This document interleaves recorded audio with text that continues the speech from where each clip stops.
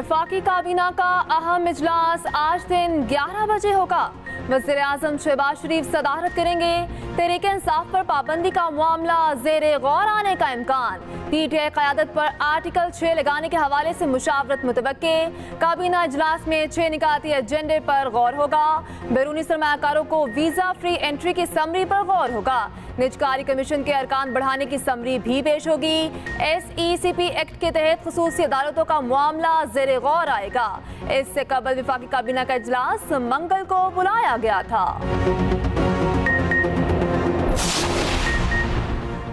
Peoples party ने भी मखसूस नशिस्तों का फैसला चैलेंज कर दिया। फैसले के खिलाफ सुप्रीम कोर्ट में नज़र सानी की अपील दायर। PTI को मखसूस नशिस्तें देने का फैसला वापस लेने के इस्तदा। दरखास्त में कहा 12 जुलाई का ऑर्डर आइन की तशरीह के असूल के मुनाफी है।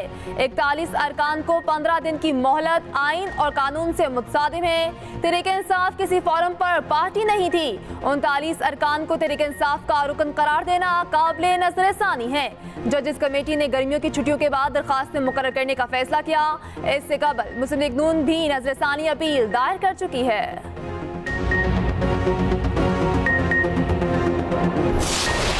कप्तान का 9 मई को एहतजाजी कॉल का एतराफ, खिलाड़ियों का इनकार। PTI क़यादत का एक और यूटर्न। असद कैसर की बानी PTI से मुताल्लिक खबरों की तरदीद। कहते हैं जो मीडिया में आया है बानी PTI ने वो नहीं कहा। अली मोहम्मद खान बोले बानी PTI ने 9 मई को एहतजाज की कोई कॉल नहीं दी। 9 मई को बानी गिरफ्तार थे, एहतजाज का कैसे कह सकते थे। सलमान अकरम राजा कहते हैं बानी PTI ने कहा 9 मई से मुताल्लिक किसी बात का एतराफ नहीं किया। पार्टी का मुतफिक का फैसला था एहतजाज में गमले को भी नुकसान नहीं पहुंचाया जाएगा। बिलाखिर 9 मई के मास्टरमाइंड ने मंसूबाबंदी का एतराफ गुनाह कर लिया। ये जमात नहीं इंतशारी टोला है। इनका मकसद शरपसंदी के जरिए रियासत को नुकसान पहुंचाना है। वजीर आला पंजाब मरीम नवाज की PTI पर शदीद तनकीद। कहा जमान पाक दहशतगर्दों का तरबीती हेडक्वार्टर बना रहा।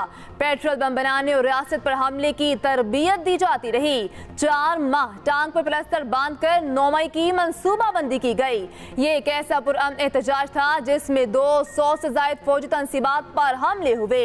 एयरफोर्स के तैयारों को आग लगाई गई। कोर कमांडर हाउस जलाए गए। शोहदा की यादगारों की तौहीन की गई। ये पाकिस्तान को डिफॉल्ट कराने और IMF को खत लिखने की बड़ी साजिश का हिस्सा है। इस साजिशी गिरोह ने दोस्त ममालिक को पाकिस्तान से दूर किया। धरने से चीनी सदर का दौरा पाकिस्तान न होने दिया। पार्लियामेंट, PTV, वज़ीर-ए-आज़म हाउस पर हमले किए। पुलिस के सर फाड़े। सुप्रीम कोर्ट की दीवारों पर गंदे कपड़े धोए।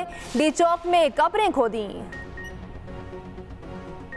पीपल्स पार्टी का बानी PTI से मुआफी का मुतालिबा।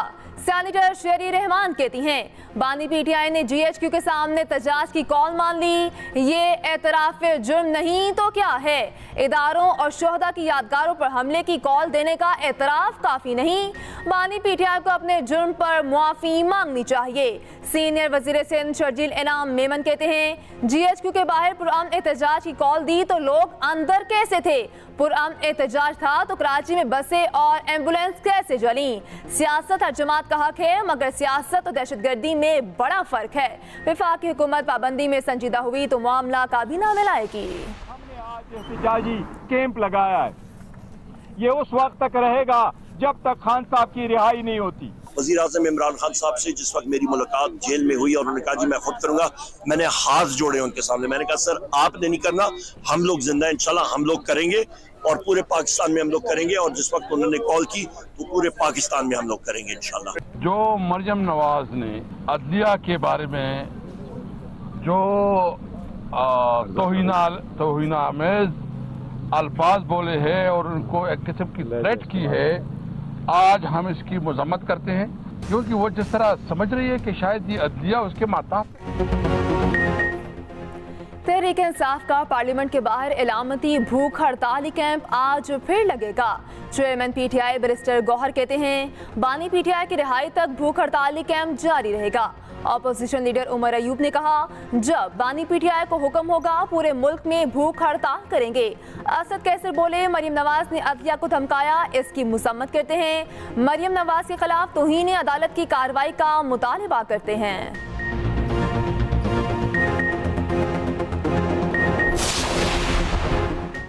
वज़ीर आज़म ने मुल्की बरामदात को $60 अरब सालाना तक पहुँचाने का हदफ दे दिया।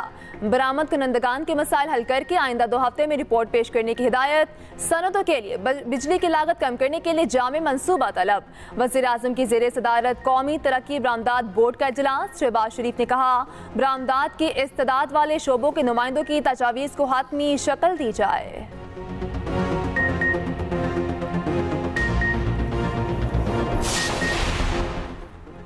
मुआशरे में शिद्दत पसंदी और फिरका वारियत की कोई गुंजाइश नहीं। मसाइल हर जगह होते हैं, हमने मिलकर उन्हें हल करना है।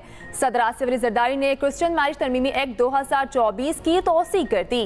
तकरीब से खिताब में कहा आप भी उतने ही पाकिस्तानी हैं जितने हम।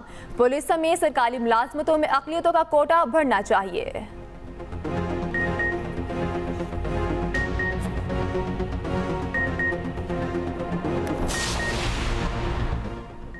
9 मई केसेस में बानी पीटीआई लाहौर पुलिस की तफ्तीश में शामिल।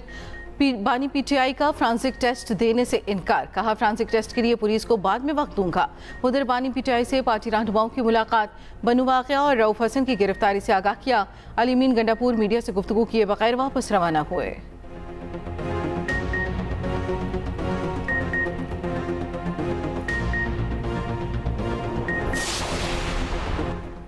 पीटीआई रहनुमा रऊफ हसन 2 रोज़ा जिस्मानी रिमांड पर FIA के हवाले। FIA के प्रोसिक्यूटर की 10 रोज़ा रिमांड की इस्तदा मुस्तरद। दीगर कारकुनों का भी 2 रोज़ा रिमांड मंजूर। 2 खवातीन कारकुनों को जुडिशल रिमांड पर जेल भेज दिया गया। उधर इस्लामाबाद मेट्रोपॉलिटन कॉरपोरेशन ने पीटीआई का मरकजी दफ्तर सील कर दिया। ऑफिस में फायर एंड लाइफ सेफ्टी इंतजाम न होने के बायस सील किया गया।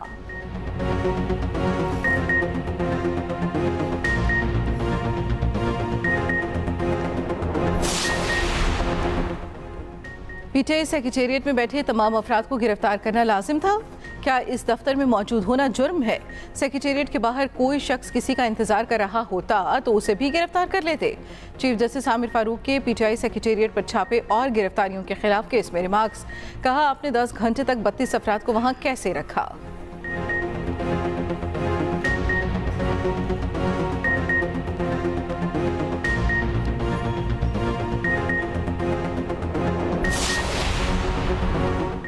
वजारत कानून ने पीका एक्ट मुल्जिमों के ट्रायल के लिए अदालतें तश्कील दे दी। एडिशनल डिस्ट्रिक्ट एंड सेशन जज और सिविल जज ईस्ट एंड वेस्ट को ट्रायल का इख्तियार दे दिया गया। सूबों में मुतल्लिका हाई कोर्ट्स के चीफ जस्टिस की मुशावरत से जजेस नामजद होंगे। जस्टिस बाबर सत्तार ने वफाकी हुकूमत से पीका एक्ट के तहत अदालतों के अदम क़याम पर जवाब मांगा था।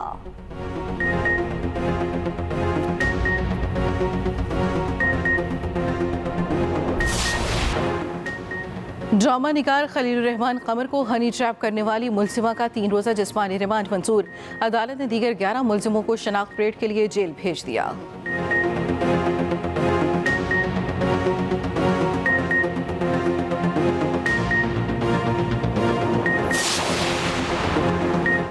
शदीद गर्मी और हब सिंध में स्कूलों की छुट्टियां 14 अगस्त तक बढ़ा दी गईं। महकमे तालीम सिंध ने नोटिफिकेशन जारी कर दिया। सिंध में नया तालीमी साल 15 अगस्त से शुरू होगा।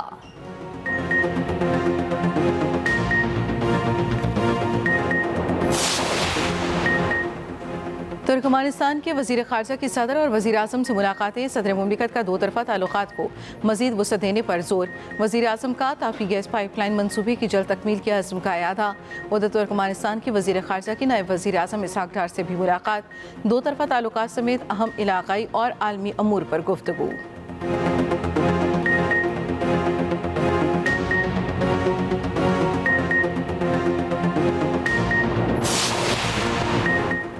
IMF की एक और शर्त पूरी, ताजुद्दो स्कीम का दायरा 42 शहरों तक वसी।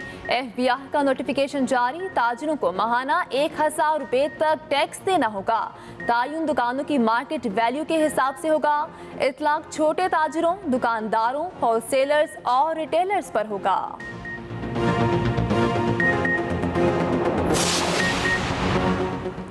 गवर्नर सिंध कामरान टिसोरी से दाऊदी बोहरा बरादरी के रहनुमा सैयदना मुफज्जल सैफुद्दीन की मुलाकात। बाहमी दिलचस्पी समेत अहम उमूर पर गुफ्तगू। सैयदना मुफज्जल सैफुद्दीन ने IT क्लासेस को सराहा और 100 लैपटॉप्स का तोहफा दिया।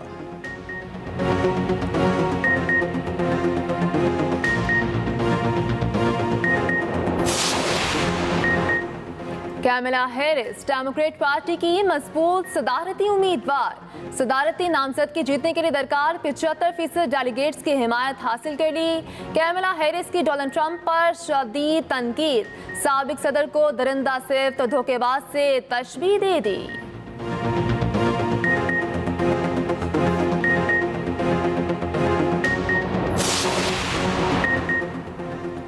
डोनाल्ड ट्रंप पर कातलाना हमला रोकने में नाकामी, डायरेक्टर सीक्रेट सर्विस।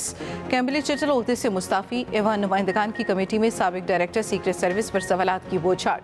कमेटी अरकान ने कैम्बरली चटल से तंदुतेज सवालात किए। कमेटी चेयर जेम्स कोमर ने कैम्बरली चटल से इस्तीफे का मुतालबा किया।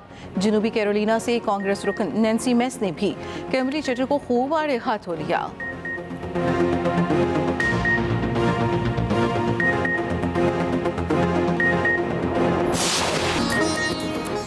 और ओलंपिक से गोल्ड लाने का मिशन पाकिस्तान की उम्मीद। अरशद नदीम पेरिस पहुंच गए। रवानगी से काबिल कौमी हीरो के एहसास में तकरीब। अरशद नदीम बेहतरीन कारकर्दगी पेश करने के लिए पुरआज़्म।